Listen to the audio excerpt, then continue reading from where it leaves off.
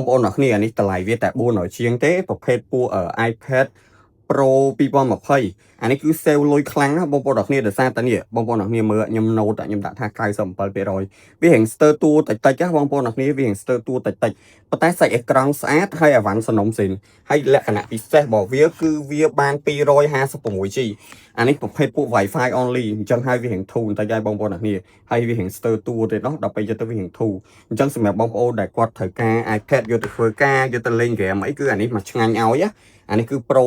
2020គឺ chip វាគឺនៅតែដើរលឿនអេក្រង់ 120Hz speaker 4គ្រាប់និយាយទៅអានេះស្ទើរតួតិចតិចបងប្អូនដែលនៅពេញណានេះមកតេស្តផ្ទាល់មក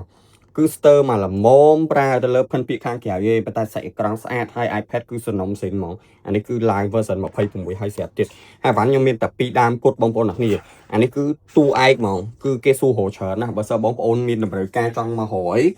រយលឿនមកបើ iPad អីអាហ្នឹងយើងមានរៀងច្រើនគ្រាន់បើ